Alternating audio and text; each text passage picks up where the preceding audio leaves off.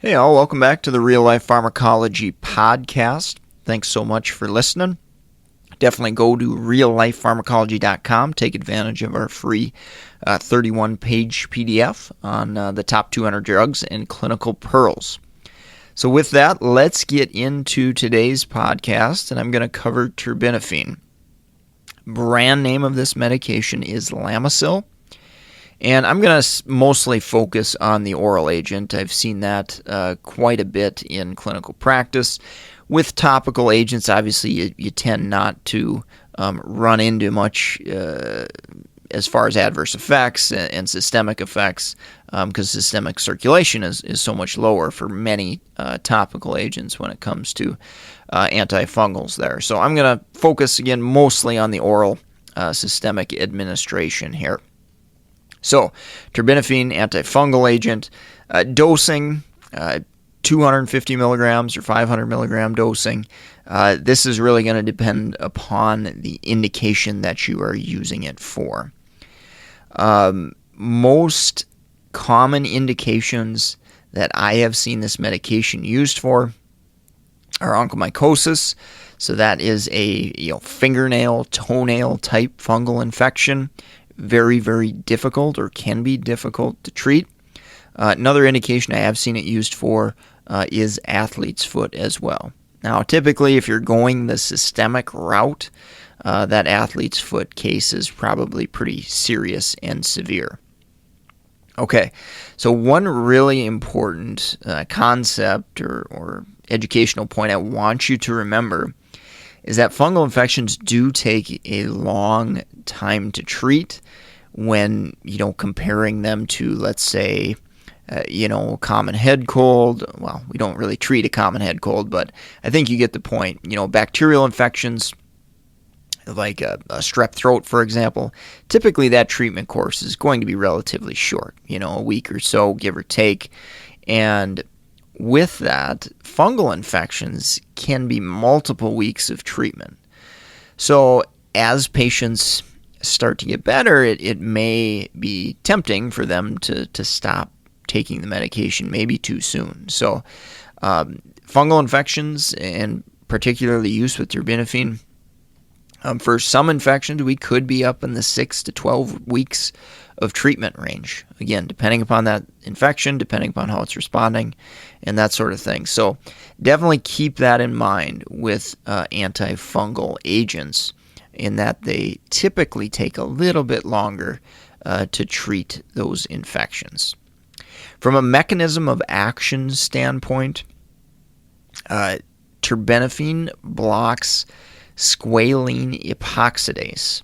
Okay, so what the heck is that? That's an enzyme within the fungi that helps them build their cell membrane, or their structure that basically surrounds them. Okay, so if we block the action of that enzyme, they obviously can't create a cell membrane, a cell wall, whatever, and that's going to block their growth and reproduction and that sort of thing. So that can obviously help us treat that infection. Adverse effect profile. In most situations where I've seen this used, I haven't seen too much as far as adverse effects.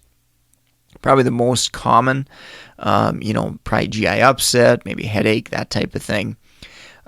There are a few rare ones, or a couple rare ones you should be aware of anyway. First, skin reactions can happen. So that's, skin reactions can happen with virtually any medication.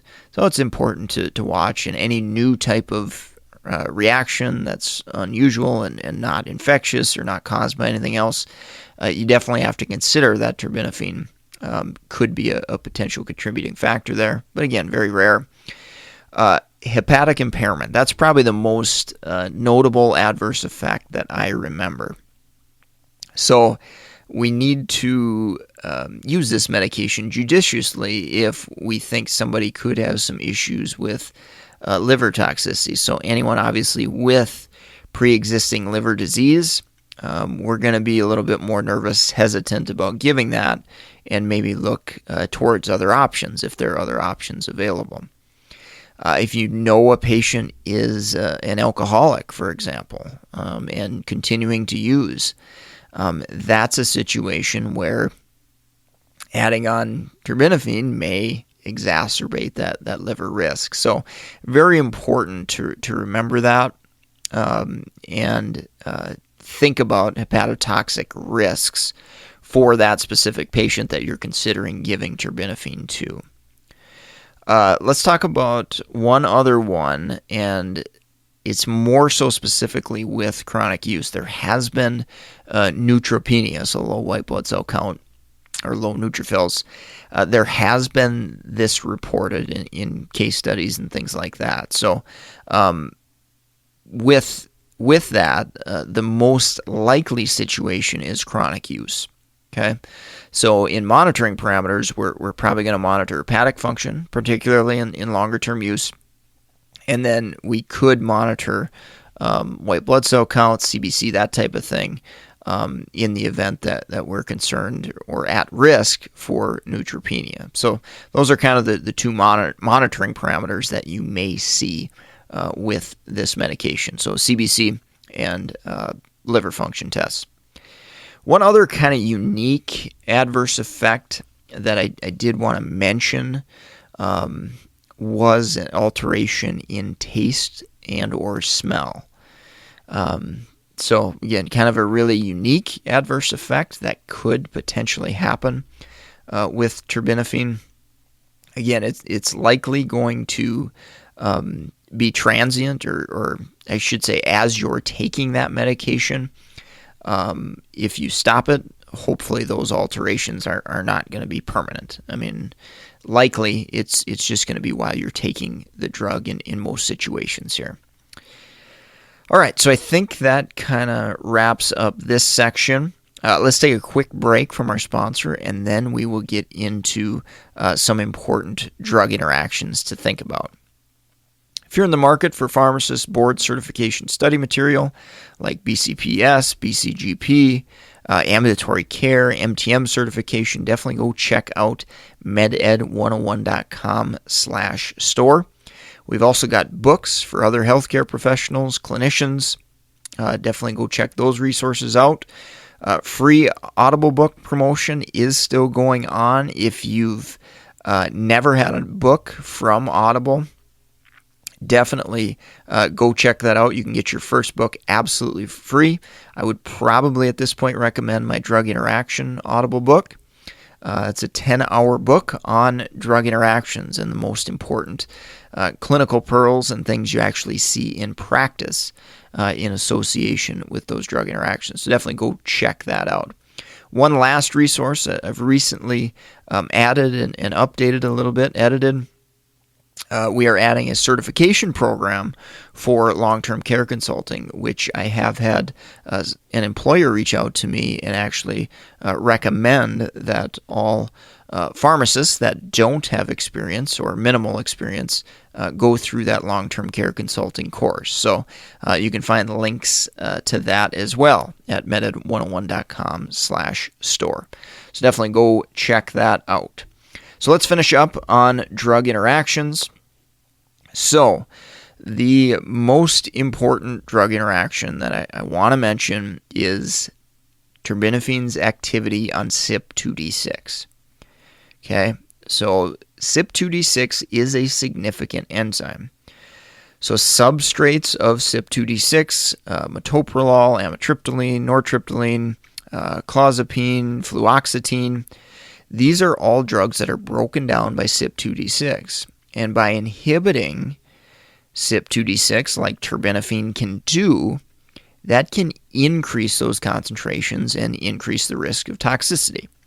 Obviously, if we are stable on a dose of, let's say, metoprolol 50 milligrams twice a day, we add terbinafine, we run the risk of causing lower blood pressure, higher concentrations, and lower pulses, as well as other adverse effects or potential adverse effects with metoprolol. So keep in mind, increasing concentrations, more and more likelihood you're going to run into adverse effects of those specific drugs that I mentioned. Again, very long list of drugs that are affected by CYP2D6. I just picked out some important ones that I do think you see somewhat frequently in clinical practice. One other consequence from CYP2D6 inhibition is drugs that are activated by CYP2D6. And there's two classic examples. So codeine is converted to morphine by CYP2D6.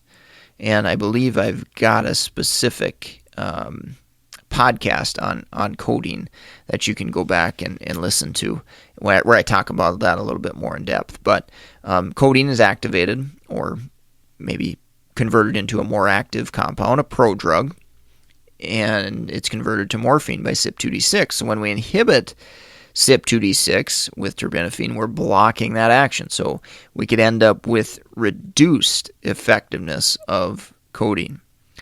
One other drug, probably more critical, at least in my mind, tamoxifen, used in management of breast cancer.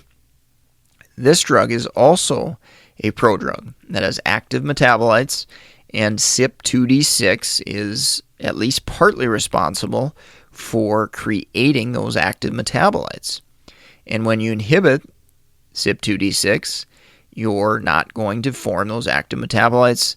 Tamoxifen isn't going to have the desired effects that we're wanting it to do, and you can potentially increase the risk of developing breast cancer in a patient who's taking that combination. Now, keep in mind, in most situations, terbinafine isn't going to be a long-term agent, but definitely something to chat with the patient's oncologist about in trying to figure out whether we should use this medication, not use this medication, and look towards other alternatives potentially to avoid that interaction. And the last interaction I certainly want to mention is think about drugs that can contribute to liver toxicity. Okay, so I mentioned the risk of alcohol. Patients with alcohol use disorder, for example, they are probably at much greater risk for hepatic issues when taking terbinafine with that past medical history. So think about that. A lot of the anti-seizure medications have some hepatic issues. Isoniazids, another medication that comes to mind. Amiodarone can have some liver toxicity issues. So think about some of those cumulative potential adverse effects in contributing to drug interactions. So with that, that's going to wrap up the podcast for today. Thanks so much for listening. Definitely go support our sponsor, meded101.com/store. Helps keep this podcast free. If you enjoyed the episode, found it helpful, relevant to your practice, definitely go leave us a rating, review on iTunes. And certainly if you're looking to track me down, you can find me at LinkedIn, Eric Christensen, PharmD, BCPS, BCGP. Thanks so much for listening. Take care. Have a great rest of your day.